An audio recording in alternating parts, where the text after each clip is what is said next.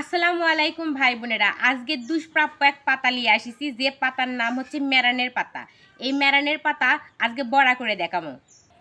হামাকেরে বগুড়া অঞ্চলত এই পাতাক মেরানের পাতা কয়। আপনি কেড়ে কোন অঞ্চলত কি করে কয় অবশ্যই করবেন। কিছুটা নিম পাতার মতো দেখতে।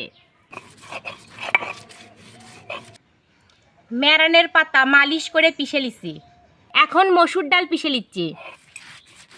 পিষে নেওয়া মেরানের পাতা, মসুর ডাল পিসা, পেঁয়াজ কুচি, পত্তা কুচি, আদা রসুন জিরা পিসা, নুন, পত্তা কোটা, হলদি, এই সবগুলো উপকরণের মধ্যে এখন দিয়ে দিচ্ছি চাউলের গুঁড়া।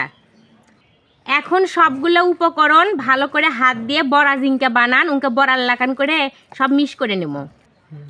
সব কিছু দিয়ে মেরানের পাতা এই জায়গায় মাখিয়ে লিছি। মাটির হাঁসেলেও জাল ধরে দিছি। এখন এই মেরানের পাতাগুলা বড়া বানাবো। আসেন আপনাকে একটু কাছ থেকে দেখাই।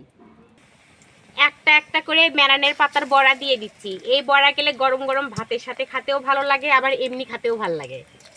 মেরানের পাতার বড়াগুলা উল্টে উল্টে দিচ্ছি আর ভাজিচ্ছি, মশমশা করে ভাজে নেবেন।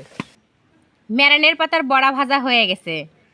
ভাই বোনেরা, মেরানের পাতার বড়া খাতে ক্রিস্পি আর মজাদার। আর একটা কথা কি, বাংলাদেশত এই পাতা বগুড়া অঞ্চলত মেরানের পাতা কলেও ইন্ডিয়াত কিন্তু এই পাতা কারি পাতা করে কয়, আর খাতে খুবই টেস্টি।